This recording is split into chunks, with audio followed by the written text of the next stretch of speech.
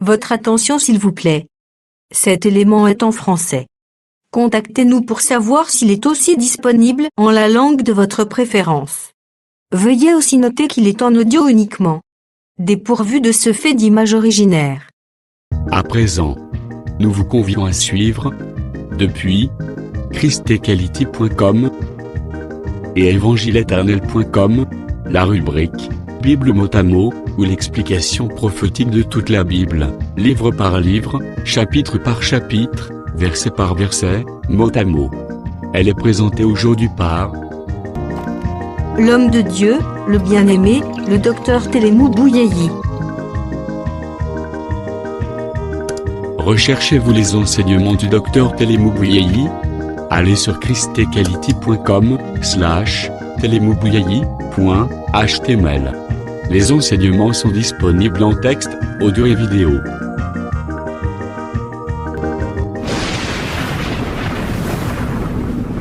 Bonne édification au nom de notre commun Seigneur et Dieu Jésus-Christ. Amen. Je ne sais pas si vous êtes satisfait de mes réponses, mais nous avançons. Si vous n'êtes pas satisfait, vous pouvez toujours poser encore des questions. Nous avançons maintenant. Nous arrivons au 9e verset. Nous lisons le 9e verset de l'Apocalypse chapitre 1er jusqu'au 11e, même 12e.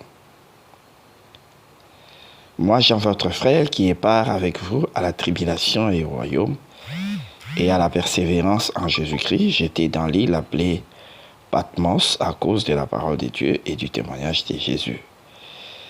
Je fus ravi à l'esprit au jour du Seigneur, et j'entendis derrière moi une voix forte comme le son d'une trompette, qui disait, « Ce que tu vois, écris-le dans un livre, et envoie-le aux sept églises, à Éphèse, à Smyrne, à Pergame, à Thyatire, à Sardes, à Philadelphie et à Laodicée. » Je me retournai pour connaître quelle était la voix qui me parlait, et après m'être retourné, j'ai vu 7 chandeliers d'or, et au milieu de ces chandeliers, quelqu'un qui ressemblait à un fils d'homme, vêtu d'une longue robe, ayant une ceinture d'or sur la poitrine.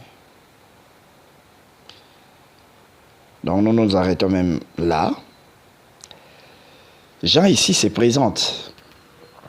Après avoir énoncé tout ce qu'il a vu, comment est-ce que l'ange l'a visité, comment est-ce que le Seigneur lui a dit d'écrire les paroles de la prophétie. Maintenant, il se présente. Il dit, moi, Jean, votre frère, il est notre frère. Partageons la même foi. Nous avons la même espérance. Nous attendons tous les retours du Seigneur, bien la venue pour l'Église. C'est ça. Nous sommes frères parce que nous avons la même doctrine, le même enseignement. On n'est pas frères parce qu'on a la même race. On n'est pas frères, c'est pas parce qu'on a la même nationalité. On est frères en Christ. C'est lorsque nous avons la même foi, c'est-à-dire la même doctrine, le même enseignement de la parole de Dieu. Lorsque nous confessons la même chose, c'est là où nous sommes frères. Parce que nous sommes tous nés de nouveau.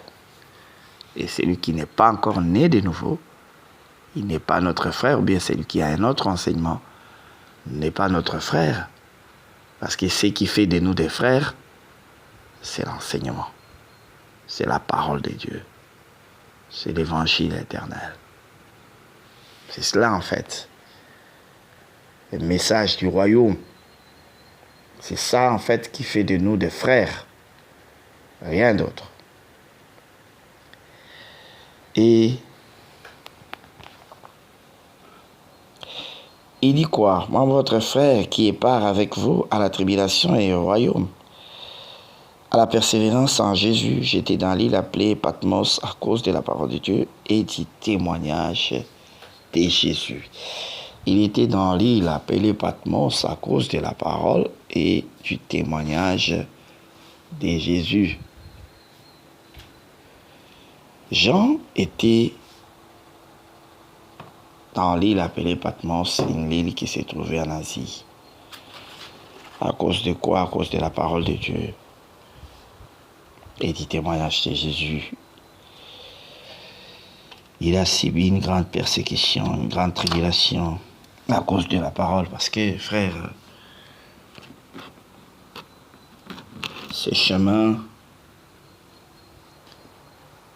de Jésus-Christ, ce chemin de la parole, il y a la tribulation, il y a la souffrance. Voilà pourquoi Paul dit ceci dans Colossiens chapitre 1er, verset 29, si je ne me trompe pas. Il dit, Dieu nous a fait grâce, non pas seulement de croire, mais aussi de souffrir pour lui. Donc, dans ces chemins, il n'y a pas seulement la foi, il y a aussi la souffrance qui doit accompagner cette foi-là. C'est ainsi, Jean dit, moi, votre frère qui est part à la tribulation et à la persévérance.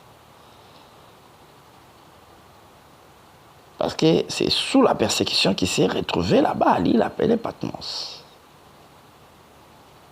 Sous la persécution de l'empereur romain.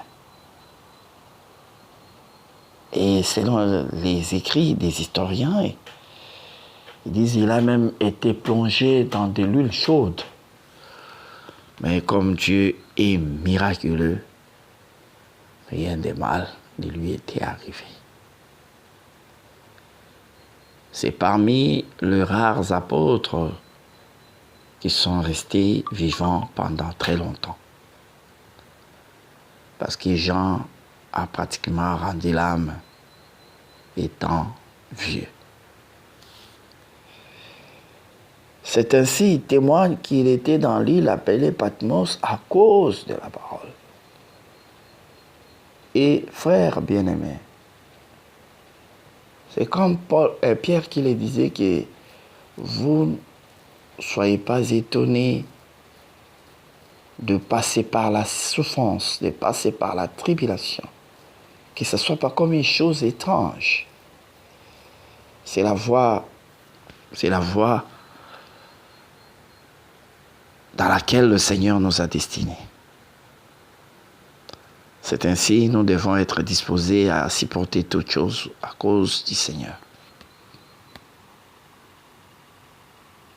Nous devons tenir, devons garder la foi, devons garder la nature divine, accepter les injures, le mépris, accepter les rejets, mais gardez toujours la foi. Gardez toujours la nature de la parole de Dieu. Gardez toujours la nature céleste. Avoir les regards fixés sur la rémunération. C'est ce qui doit être notre façon de voir les choses. Il dit que j'étais dans l'île appelée Patmos à cause de la parole de Dieu et du témoignage de Jésus. Pourquoi il ne s'est pas arrêté seulement à cause de la parole de Dieu? Mais il a ajouté encore les témoignages de Jésus. Parce que la loi aussi, c'est la parole de Dieu. Et ceux qui étaient sous la loi, ils écoutaient la loi qui était la parole de Dieu. Parce que la loi, bien que des fois on dit la loi de Moïse, mais en réalité ce n'est pas la loi qui appartient à Moïse. C'est la loi de Dieu que Dieu avait donnée par l'entremise de Moïse.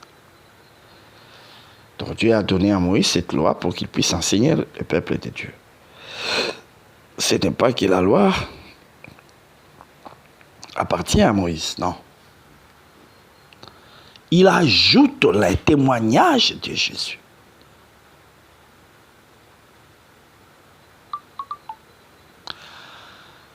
c'est-à-dire la grâce. Parce que nous sommes les témoins de Christ. Et ils étaient les premiers. Ils ont vécu avec Jésus physiquement. Ils ont mangé avec lui. Ils ont marché avec lui. Ils sont témoins des choses qu'ils ont vues. Et nous, nous sommes des témoins par la foi. Parce que nous avons les témoignages de Jésus, c'est-à-dire la grâce, l'explication de l'Écriture, l'explication de la loi. C'est ce témoignage que nous avons. Car en réalité, ce que nous prêchons, frère, ne vient pas de nous, mais vient des apôtres. Parce que le Seigneur leur avait recommandé, faites de toutes les nations mes disciples. Nous sommes des disciples de Christ par l'entreprise des messages des apôtres. Et leur message là, c'est ça les témoignages même de Jésus. C'est les témoignages qu'il rendait par rapport à l'œuvre de la croix, par rapport aux œuvres de Christ. Comment est-ce qu'il est l'accomplissement de toutes les promesses de Dieu? Comment est-ce qu'il est l'accomplissement de tout ce que Dieu avait annoncé d'avance par ses saints prophètes? Donc c'est en ce sens-là. Il ne s'est pas retrouvé là-bas à cause de ses affaires. Car aujourd'hui, nous vivons une grande confusion. Il y a des pasteurs, politiciens, choses étranges. Ils nous donnent l'exemple de David, ils nous donnent l'exemple de Daniel, ils nous donnent... C'est étonnant, ces gens-là, quand ils nous donnent de tels exemples. Mais il faut tenir compte de la dispensation. Il faut tenir compte que ces gens-là étaient politiciens dans un pays étranger. Les prophètes en Israël n'étaient pas des politiciens.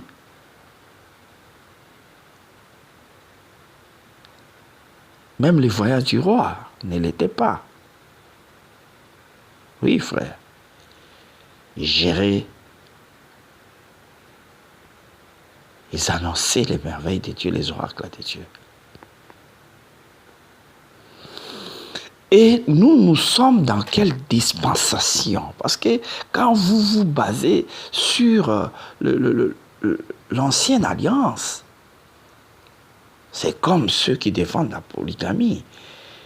Ils n'ont d'argument que l'ancienne alliance. Là où les gens vivaient charnellement. Là où le Seigneur avait même autorisé les divorces. Et lui-même, il explique pourquoi il a autorisé les divorces. C'était à cause de la dureté du cœur d'Israël.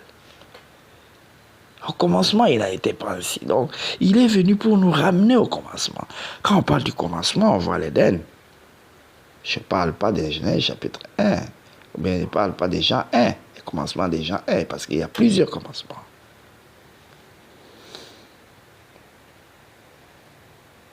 Commencement de la création de Dieu. On voyage dans l'éternité, c'est tout un commencement aussi. Quand Dieu a commencé à créer des choses, il a pris la forme de la parole, il a pris la forme de la lumière. Pour éclairer, il a pris la forme de l'ange, il était l'ange de l'Éternel. Il a pris toutes ces formes-là.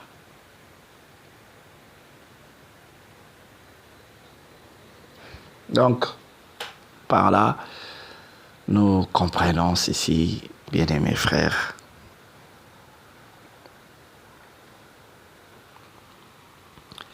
Qui, au commencement, était la parole. Là, il faut aller trop loin. Hein? Il faut aller loin même jusqu'à l'éternité. Et il y a un commencement où quand Dieu dit que la lumière soit, il y en a d'autres qui voient comme si c'est là où Dieu a commencé sa création. Non. Dieu n'a pas commencé sa création quand il a dit que la lumière soit. Non. Avant ça, il avait déjà créé. Parce que quand il a dit que la lumière soit, la lumière fut, la Bible nous dit déjà que la terre était là. mais n'avait pas de forme. Je vais dire, oh, comme il n'avait pas de forme, c'est qu'elle n'existait pas. Non. David dit de lui-même, quand j'étais encore une masse informe, tu me connaissais. Dans les reins de son père, il était une masse sans forme. Donc une sémence seulement.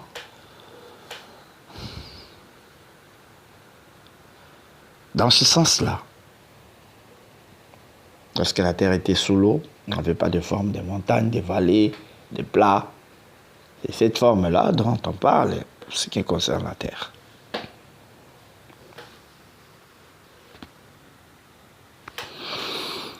Donc, frère, comprenez ceci. Il était dans l'île appelée Patmos à cause du témoignage de Jésus, pas à cause d'une mission politique. Frère bien-aimé, le ministère de la parole, c'est une responsabilité, c'est une charge énorme. L'on ne peut jamais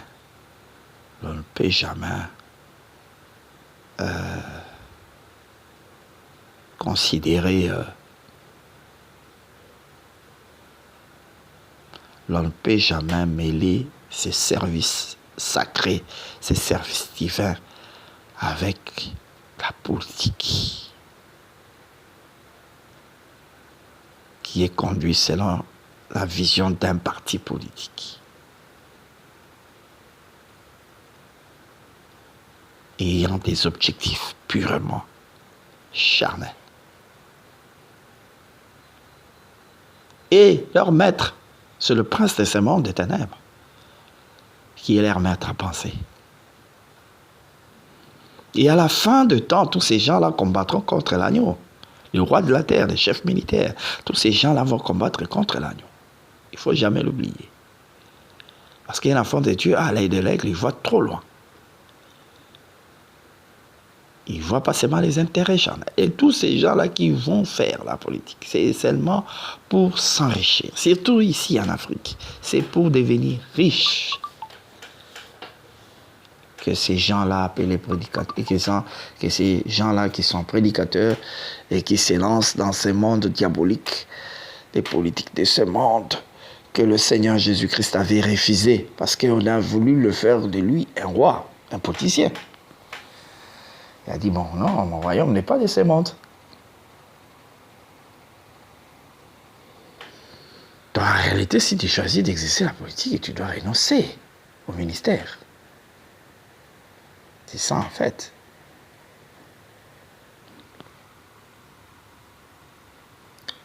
Car les gens ne comprennent pas les profondeurs de ce monde-là. C'est un monde fait de cabales, c'est un monde fait de pontage, c'est un monde de mensonges, d'hypocrisie, un monde terrible. Terrible, mes frères. Et dans la Nouvelle Alliance, les gens qui ont été appelés au ministère, aucun d'eux n'a été politicien. Commençant d'abord par les apôtres. Et à ceux-là qui ont entendu leurs paroles, aucun d'eux n'a été politicien. Et un vrai homme de Dieu qui est au service de Dieu n'a pas même le temps de faire ces choses-là.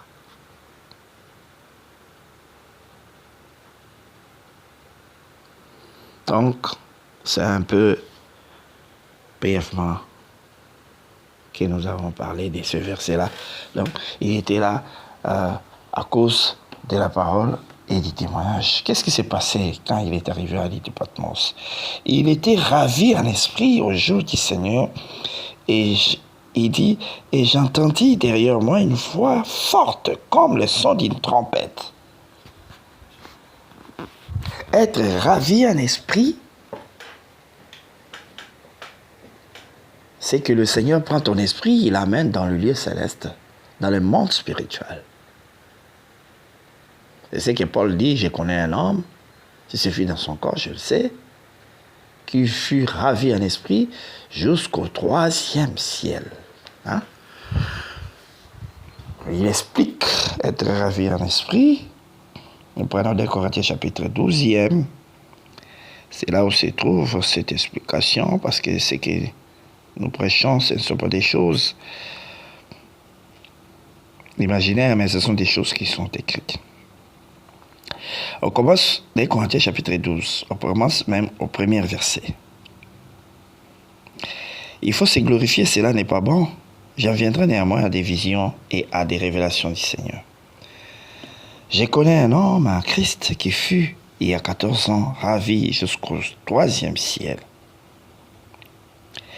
Si c'est fit dans son corps, je ne sais. Si c'est fit hors de son corps, je ne sais. Dieu le sait. Je sais que cet homme, si c'est fit dans son corps ou sans son corps, je ne sais. Dieu le sait. Fut enlevé dans les paradis. Qu'il a entendu des paroles ineffables qu'il n'est pas permis à un homme d'exprimer. Il a été ravi jusqu'au 3e ciel. Parce qu'en réalité, il n'y a pas 7 ciels, comme disent certaines personnes. Ils n'ont pas d'écriture. Tu vois, les trônes de Salomon, enfin, 6 marches, 7e, c'était là. Là, c'est autre chose. Parce que les trônes de Salomon, les 6 marches des trônes de Salomon, Salomon ne donnait pas sa face au peuple. Ça parle de la marche dans l'ancienne alliance. Dieu cachait son visage. Et sa bouche était fermée lorsque Salomon montrait dans les degrés pour arriver au 7e. Dans ces 6 degrés, sa bouche était fermée. Dieu, dans l'ancienne alliance, sa bouche était fermée. Il compare toute l'ancienne alliance à la marche des 6 jours. Tu travailleras pendant 6 jours et le 7e jour, tu vas te reposer. Et Dieu était en train de marcher. C'est ce qu'il a fait. Depuis la Genèse, il marchait avec le peuple jusqu'à ce qu'ils prennent corps, ils prennent chair. Ça, c'est la 7e niveau. Parce que le 7e apporte le repos. Le chiffre 7 parle du repos aussi. Travailler pendant 6 jours et le 7e jour, tu vas te reposer. Nous parlions d'être ravis en esprit. C'est différent du voyage astral. Bien qu'apparemment, c'est la même chose. Le voyage astral, l'homme sort de son corps. Il voyage dans le monde spirituel. Oui.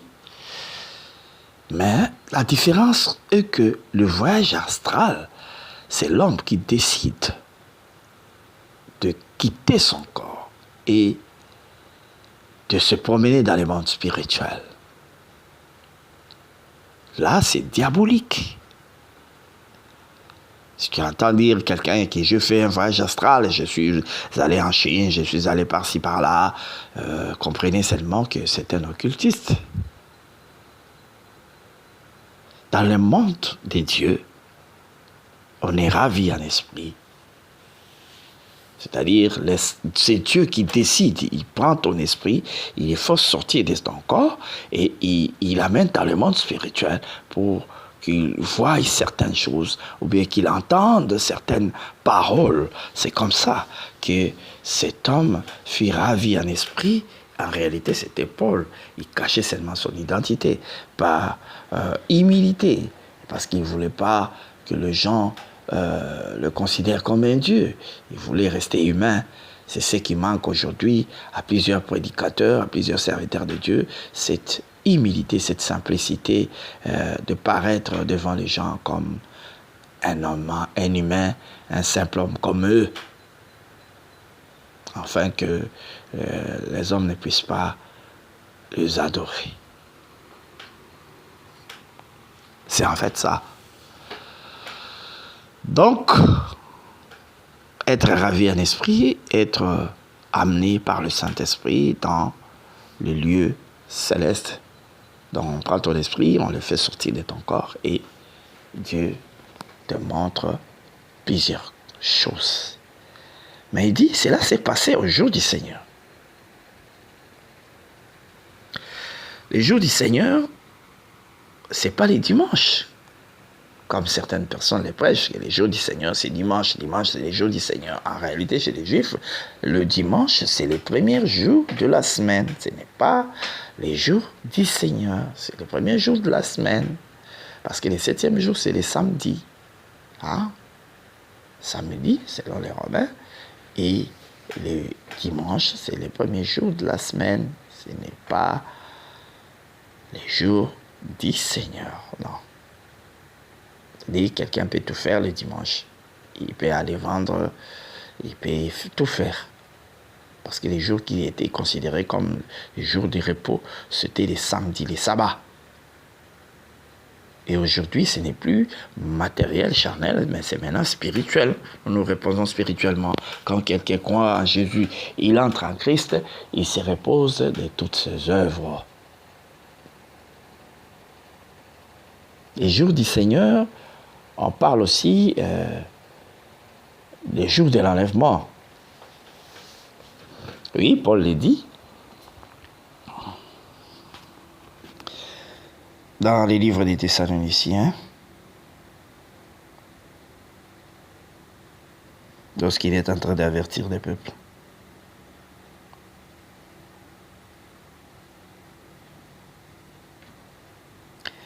Parce que, frère, Dieu c'est un prophète, il connaît toutes choses.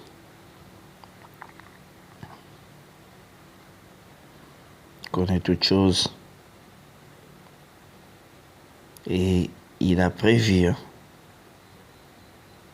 Il a prévu toutes choses.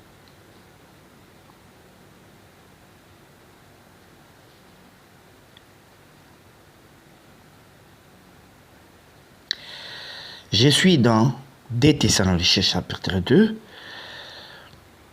Nous commençons même au premier verset jusqu'au deuxième verset.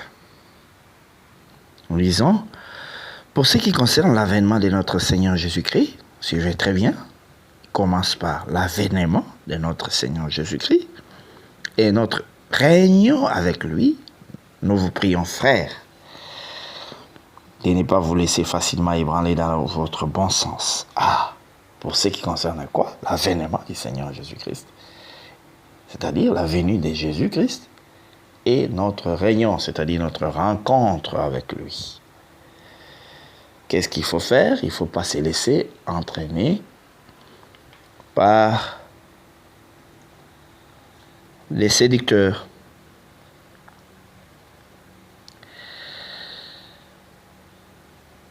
Nous vous prions, frères, de ne pas vous laisser facilement ébranler dans votre bon sens. Bon sens, c'est dans votre foi à la parole qui vous a été prêchée. Et de ne pas vous laisser troubler soit par quelque inspiration, soit par quelques paroles ou par quelques lettres qu'on dirait venir de nous, comme si les jours du Seigneur étaient déjà là. Donc, les jours du Seigneur, comme si l'avènement du Seigneur Jésus-Christ était déjà. Donc l'enlèvement, bref. Parce qu'il y avait des gens qui disaient à leur époque là, déjà, que l'enlèvement a déjà eu lieu. Comme il y en a qui disent aujourd'hui que l'enlèvement a déjà eu lieu, nous attendons seulement la manifestation. Je ne sais pas la manifestation de quoi, parce que si l'enlèvement a déjà eu lieu, on n'attend plus rien, on part. Ceux qui ne sont pas partis, ils ont raté l'enlèvement. Ils attendent de voir l'apparition de l'Antichrist, et c'est tout. Donc, ça un peu dans ce sens-là. Ils attendent l'apparition de l'Antichrist. C'est ce qui va se passer, c'est tout. Donc, les jours du Seigneur, en réalité, c'est les jours de l'enlèvement. Les jours de l'Éternel, c'est le jour de la colère de Dieu. Là, nous sommes dans Joël, chapitre 1er.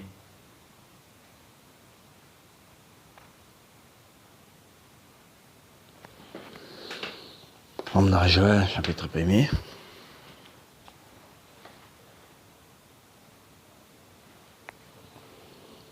Nous allons reprendre encore ces choses-là. Que le Seigneur vous bénisse. Merci d'avoir suivi ce message et que Jésus-Christ vous bénisse. Si vous avez une question à l'intention de l'homme de Dieu, si vous voulez que l'homme de Dieu prie pour vous, si vous voulez vous confier à l'homme de Dieu, ou si vous voulez tout simplement bénir l'homme de Dieu, contactez-le directement si ses coordonnées sont disponibles depuis sa page. Sinon, contactez-nous et nous lui transmettrons vos préoccupations. N'oubliez pas de faire un tour à notre page évangélisation pour voir en quoi vous pouvez vous rendre utile à Christ par cette œuvre. Que Dieu vous bénisse tous. Amen. ChristQuality.com. Les cieux en un clic de la souris. Évangile-éternel.com, le site de l'Évangile éternel. Christ et Quality Fondation, équilibrer la manne ramassée dans le désert de sorte que chacun ait un maire. Branchez-vous sur ChristEquality.com ou sur évangile-éternel.com et vous attendra au rendez-vous. La radio mondiale évangile-éternel.com, enseignement non-stop. La télé prophétique, évangile-éternel.com TV. Enseignement quantique et documentaire biblique. L'église virtuelle, assemblée et culte de prière des saints, en ligne et en direct. La rubrique Pasteur et thème. Retrouvez tous les ministres de l'Évangile éternel, en vidéo, audio et texte. La rubrique Bible révélée, explication prophétique de la Bible, mot à mot. La rubrique questions et réponses, expose les réponses des ministres à vos questions difficiles et compliquées. La rubrique prophétie et actualité, décrypte pour vous, l'actualité, en rapport avec les prophéties bibliques. La rubrique Aréopage, ouvre à tous, et sans censure, le libre débat et exposition contradictoire. Évangile-éternel.com, démystifié au moyen de l'enseignement, des erreurs, des fausses religions, églises, doctrines et philosophies. Nos enseignements confrontent l'apostasie et les idées préconçues pour vous attacher à la saine doctrine. Vous y trouverez de l'exhortation, du réconfort spirituel et de l'incitation à vous sanctifier. Sur évangile-éternel.com, sollicitez une requête de prière, et les ministres et plusieurs saints prieront pour vous. Retrouvez des cantiques chantés par des saints et des cantiques instrumentaux. Venez y apprendre d'autres langues à travers la Bible audio multilingue. Les enseignements sont en toutes les langues. Évangile-éternel.com, le site de l'Évangile éternel. Motivez-nous en souscrivant à l'une de nos chaînes YouTube, celle de votre préférence linguistique. Et venez évangéliser avec nous en partageant, autant que faire se peut, notre site web, nos YouTube channels ainsi que toutes nos publications. Merci de le faire et que Jésus-Christ notre commun Seigneur et Dieu vous bénisse tous. Amen. ChristEquality.com. Les cieux sont à la portée de votre main, juste par un simple clic de la souris. ChristEquality Fondation, équilibrer la manne ramassée dans le désert de sorte que chacun ait un maire.